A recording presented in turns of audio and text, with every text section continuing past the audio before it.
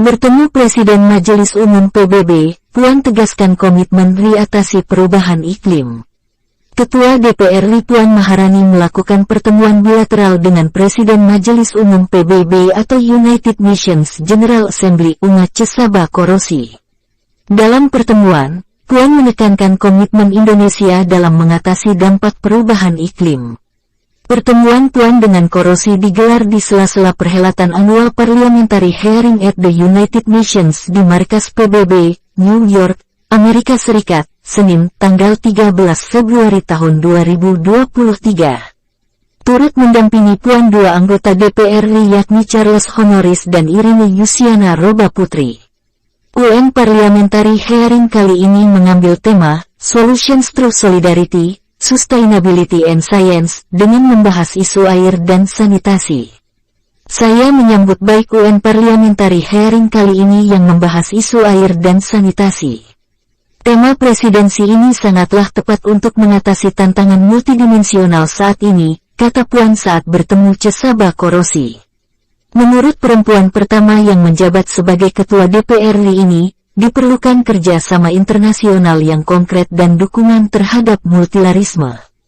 Dalam upaya ini, kata Puan, Parlemen juga dapat berperan penting untuk memberikan dukungan politik bagi kebijakan luar negeri dan kerjasama internasional, sekaligus memastikan implementasi kesepakatan internasional di dalam negeri.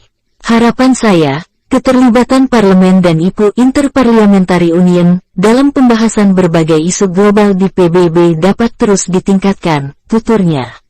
Puan menyebut, air merupakan isu utama yang dapat mempengaruhi pencapaian semua tujuan Sustainable Development Goals (SDGs) atau pembangunan berkelanjutan.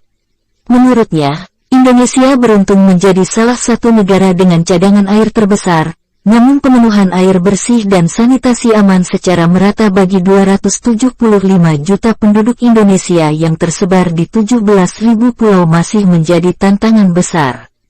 Hal ini terutama dikarenakan pendanaan yang terbatas bagi infrastruktur air dan sanitasi, ungkap Puan. Mantan Menko PMK ini menyinggung soal kewajiban negara menyediakan pelayanan air bersih bagi seluruh penduduk Indonesia sebagaimana yang diamanatkan oleh konstitusi. Puan mengatakan, hal tersebut untuk menjamin agar air bersih tersedia dengan biaya yang terjangkau oleh masyarakat. Untuk itu, kami memerlukan $40 Amerika Serikat miliar untuk perbaikan dan pembangunan infrastruktur air dan sanitasi di seluruh Indonesia. Sementara dana publik hanya mencukupi 30%. Karenanya, berbagai upaya kami lakukan, jelas peraih 2 gelar doktor honoris causa tersebut.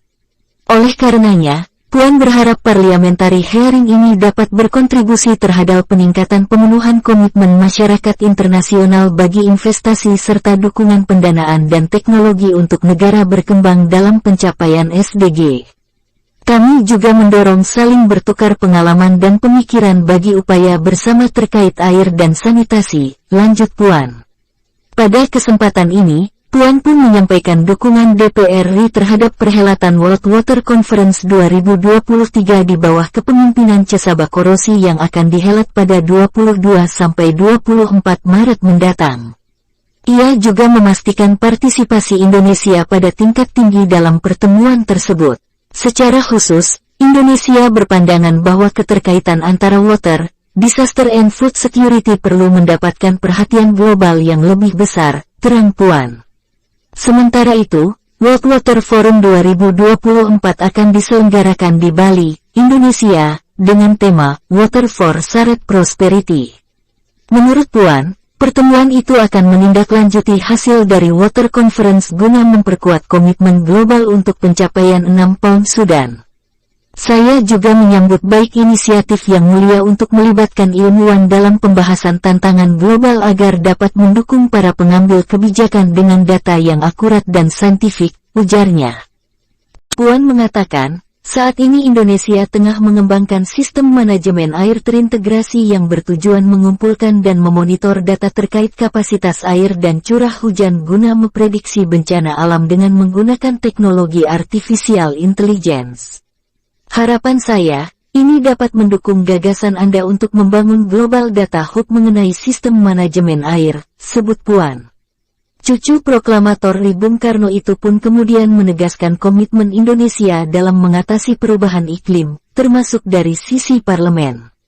Puan mengingatkan, isu perubahan iklim pertama kali dibahas dalam sidang umum IPU pada IPU ke-144 di Bali tahun 2022.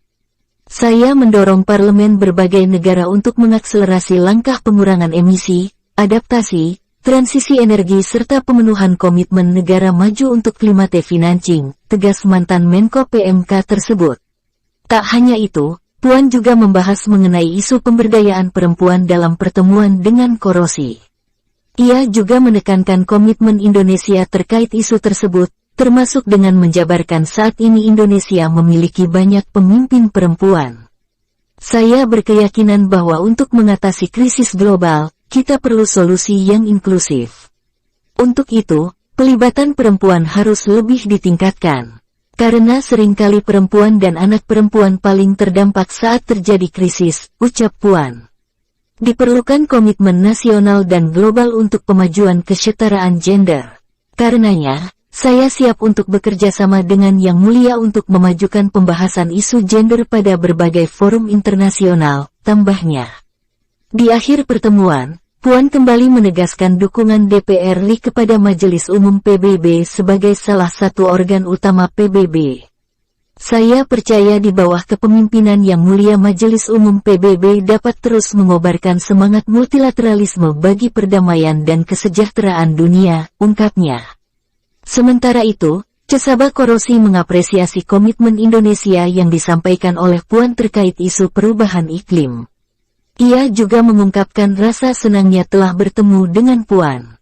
Saya berbesar hati mendengar betapa pentingnya Indonesia melekat pada upaya nasional dan globalnya untuk mengatasi